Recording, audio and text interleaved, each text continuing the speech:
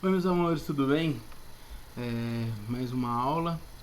Hoje nós vamos fazer um pouquinho de exercício sobre a nossa última aula, né? Sobre a circunferência trigonométrica.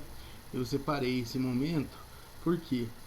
Porque como a gente está tendo esse contato virtual que é bem distante, eu não tenho muita dimensão do quanto que vocês estão entendendo ou não, quanto que é o ritmo de vocês de estudo, certo? Só daqueles que porventura estão tirando dúvida, estão mandando mensagem para poder conversar comigo. Mas para não ficar correndo com a matéria, porque não há necessidade disso, para a gente ter uma aprendizagem boa e legal, é interessante fazer um pouquinho de exercício, a gente parar e fazer exercício.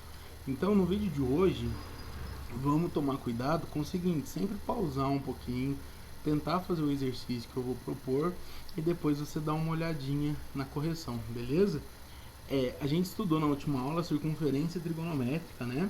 A gente viu algumas definições, como por exemplo, a redução dos arcos ao primeiro quadrante, como representar um conjunto de infinitos arcos.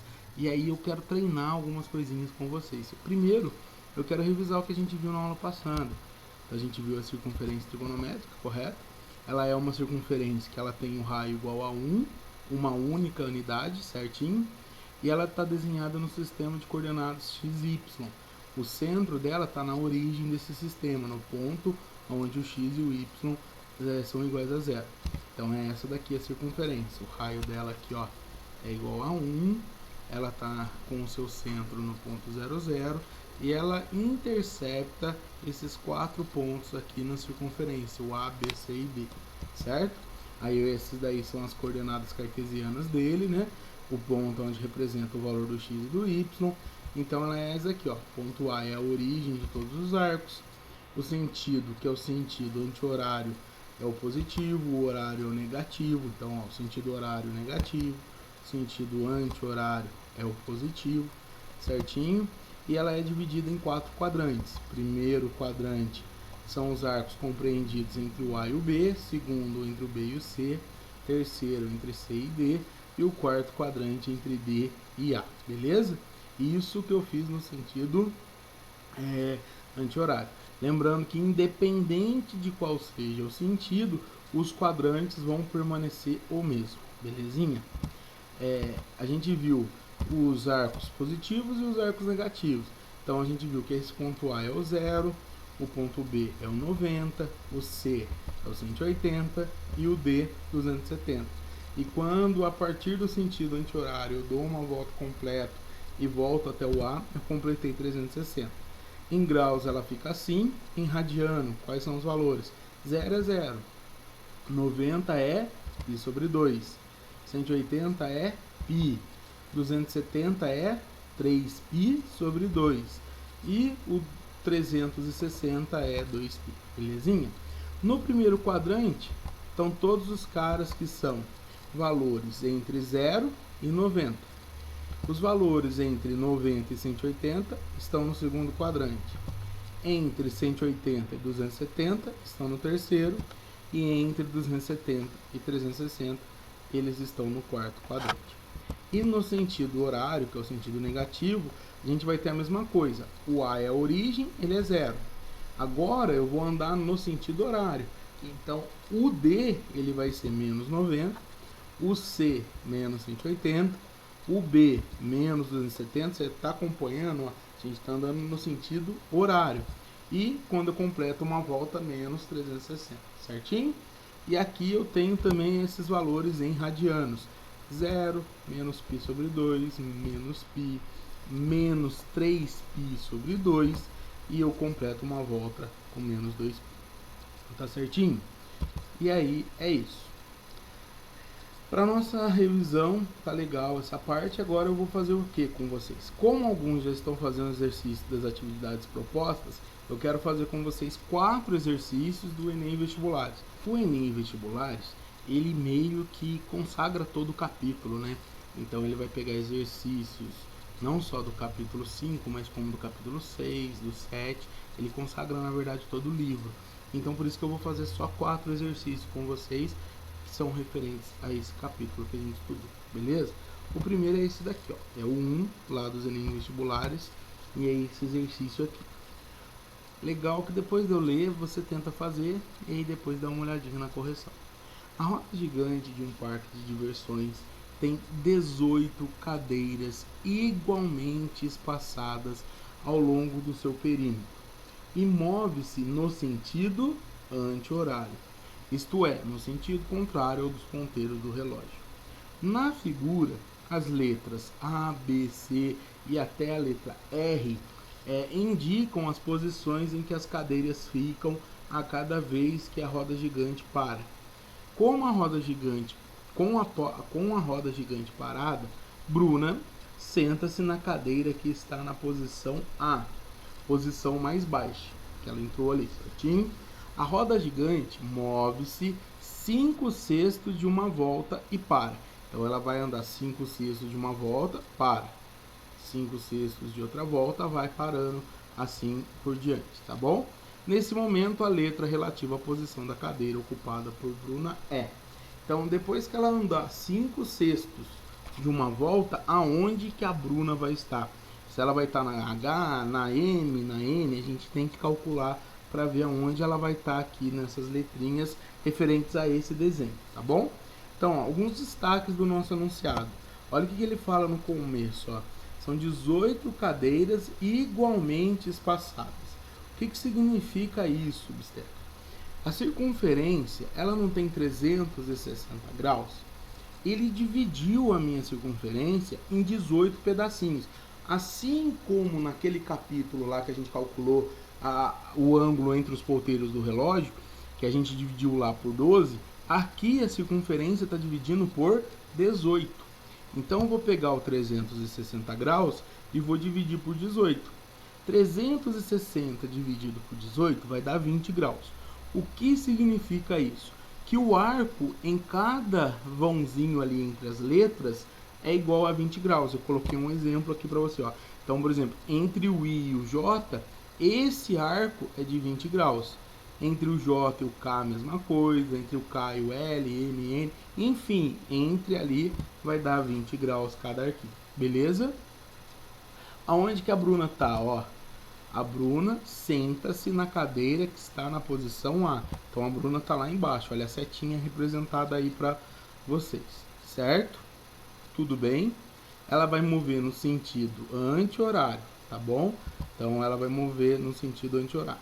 E aí o que acontece com a Bruna? Ela vai dar 5/6 de uma volta. O que é isso? 5/6 de uma volta. Se você fosse entender a volta como se fosse um chocolate, imagine um chocolate dividido em 6 pedaços. 5/6 representa 5 pedaços desse total de 6.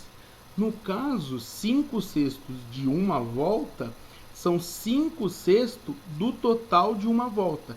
E o total de uma volta tem quantos graus? 360.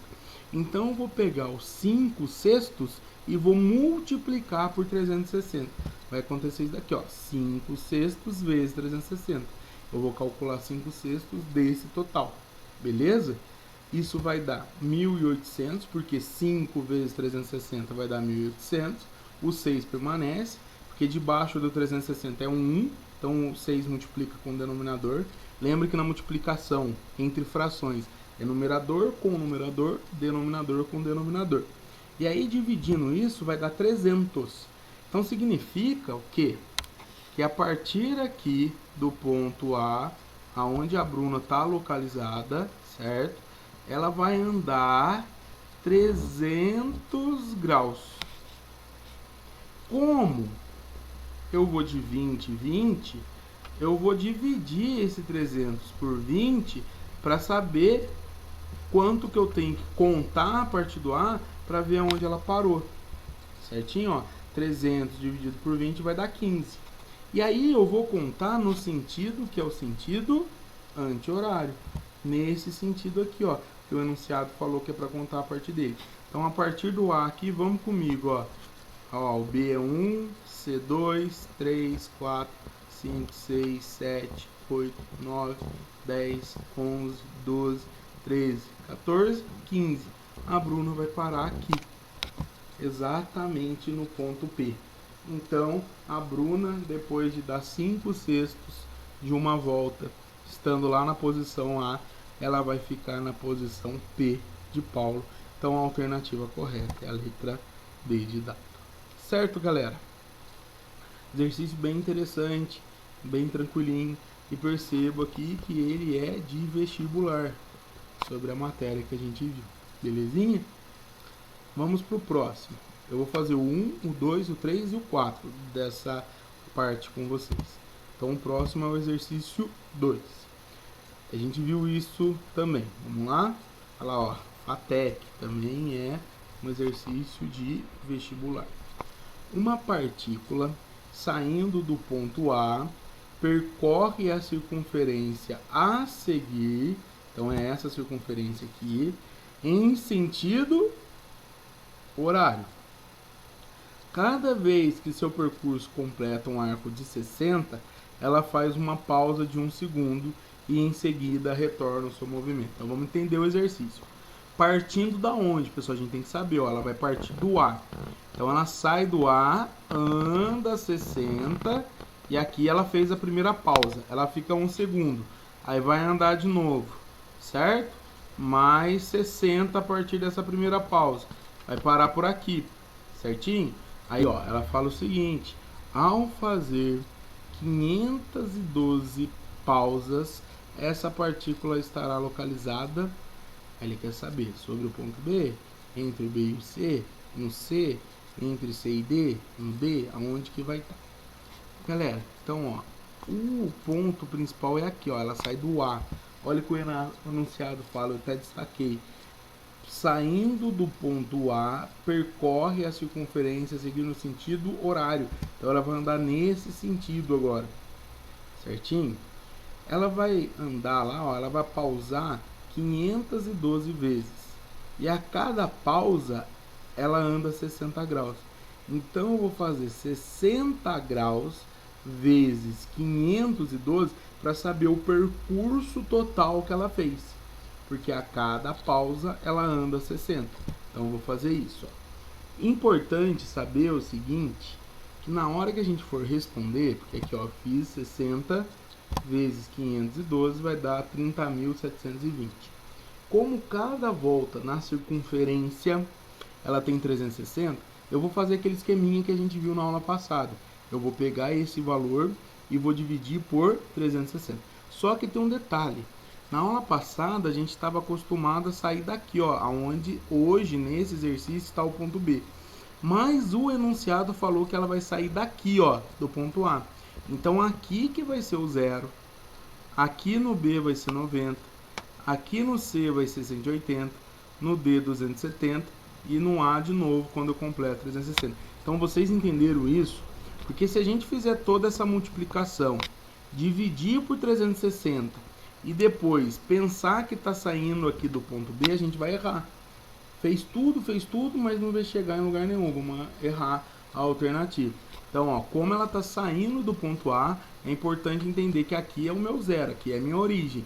Então aqui, ó, quando eu chegar no ponto B eu andei 90, no C 180 e assim por diante. Então eu vou pegar esse valor de 30.720, vou dividir por 360. Isso daqui eu já fiz a continha aqui, ó, e você pode fazer com calma na sua casa. Vai dar 85 vezes. Então significa que ela vai sair a partir do A e vai dar 85 voltas, não pausas, porque pausas são 512, tá bom? Então ela vai dar 85 voltas. Isso representa um total de 30.600 graus. Subtraindo, vai dar 120. E é esse valor de 120 que a gente está interessado, certinho? Então significa que o 30.720 vai estar no mesmo lugar que o 120. Então, ó, tomando por base o enunciado, quando eu saio do A e ando 120, até o B eu andei 90, então 120 vai estar aqui, ó, entre o B e o C. Então aqui vai estar os 120 graus. Então a alternativa correta é a letra B de bisteca, em um ponto interno do arco de extremidade B e C. Certinho? Tá bom? Se você tivesse tomado por base a minha aula, você poderia errar. Você poderia ter respondido entre o A e o D aqui, ó. Graças a Deus aqui no enunciado não tem.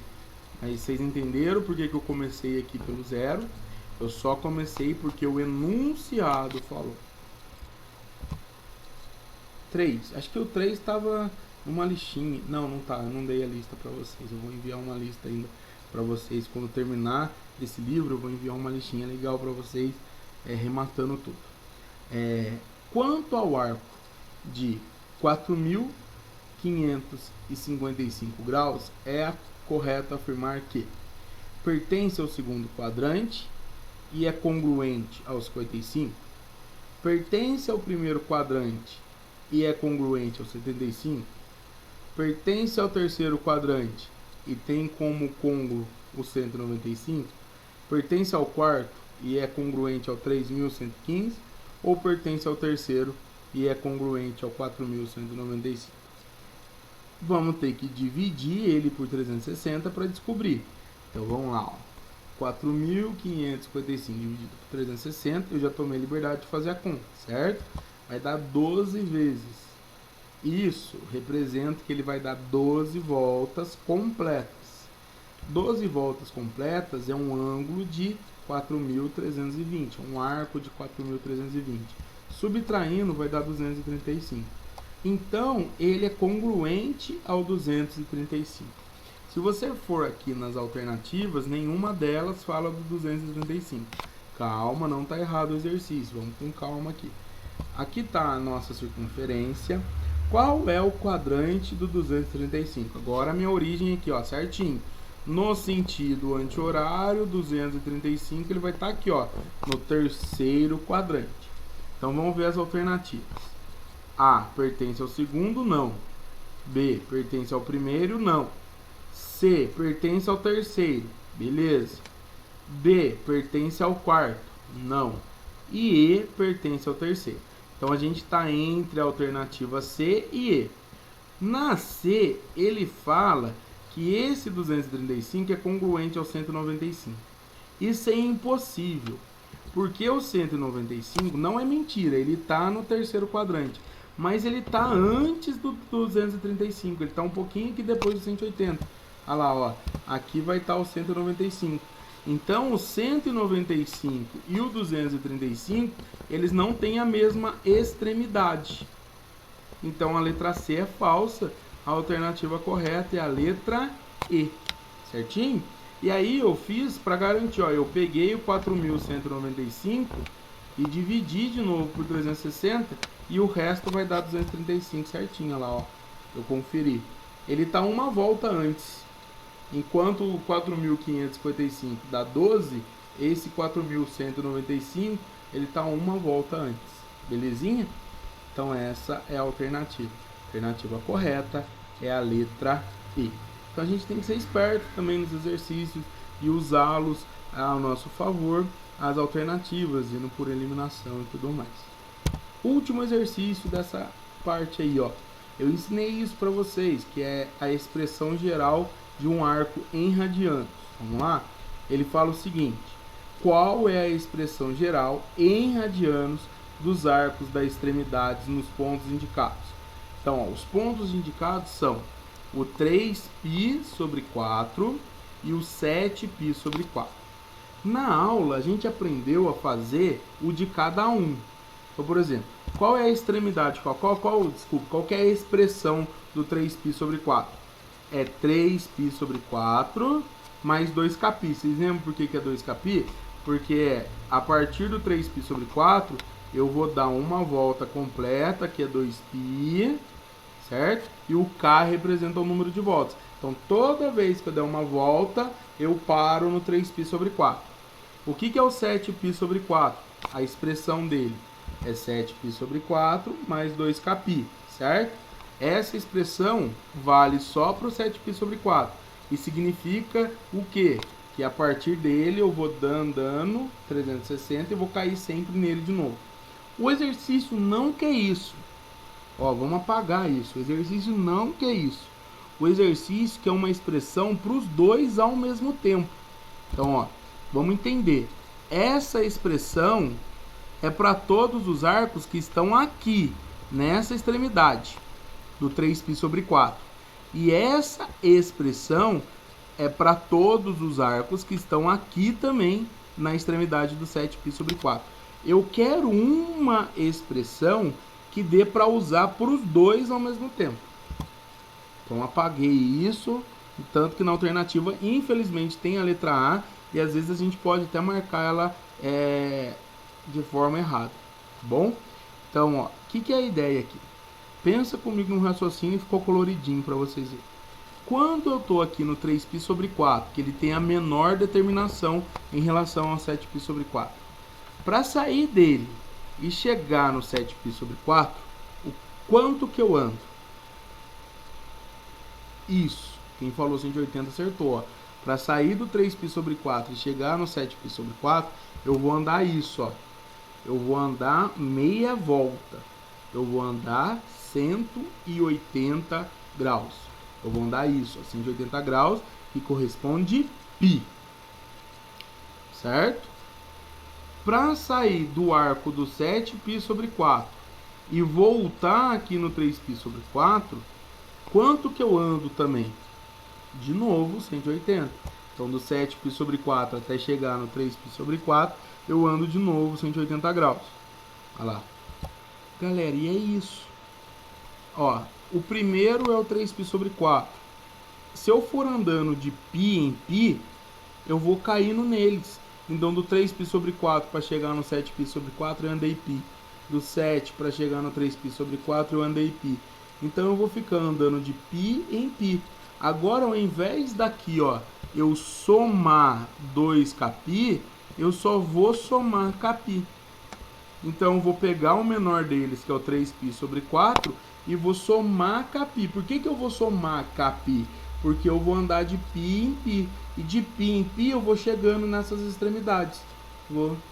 E a minha expressão vai ser essa. 3π sobre 4 mais kπ, com o k pertencendo aos inteiros. Por que o k tem que pertencer aos inteiros? Porque o k pertencendo aos inteiros significa que eu vou, quando ele é positivo, no sentido positivo, e quando ele é negativo, eu ando no sentido negativo. Então eu pego todo mundo, beleza? Então a alternativa correta é a letra B de bisteca novamente. Certinho, galera? Então essa é a expressão para quando eu tenho arcos assim.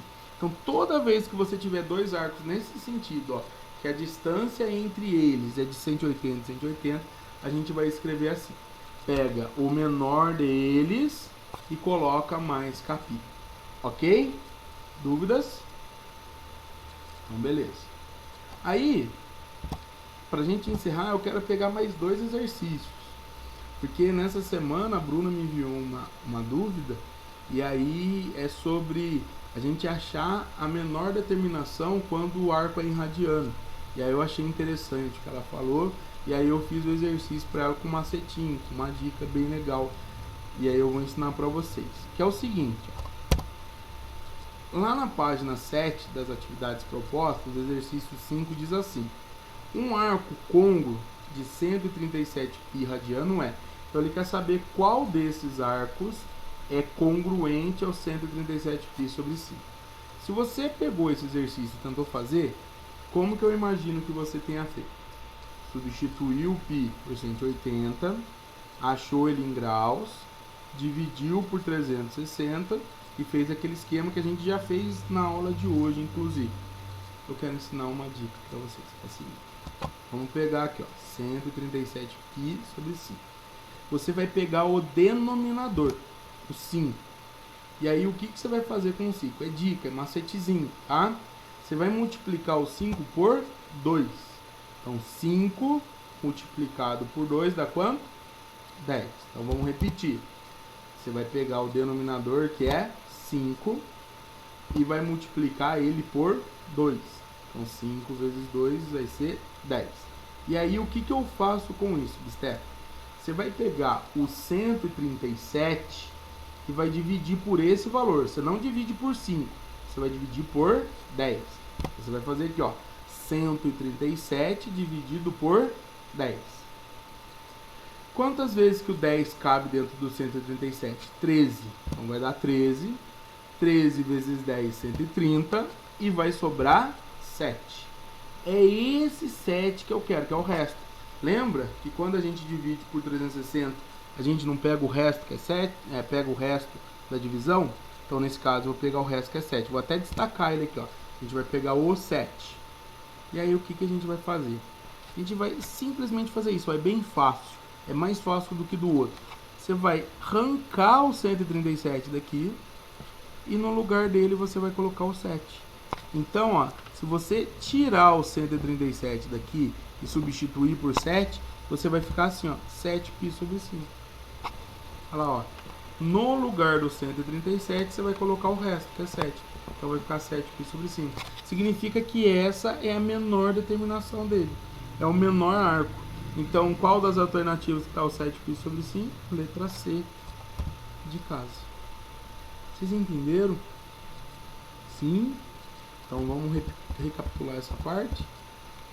Multiplicou o denominador por 2. Então vai 137 dividido por 10, né? Pega o de cima e divide pelo dobro do de baixo. Deu 13. Sobrou 7. Eu pego esse resto 7 e jogo no lugar do 137. Certinho? Letra C. Tenta fazer isso no 8, ó. Ele quer saber das alternativas qual que corresponde ao π sobre 7. Então, ó, dois arcos trigonométricos são congruentes, C e somente C tem a mesma extremidade. Qual das medidas a seguir é um arco congruente, congruo ao arco trigonométrico 7, π sobre 7.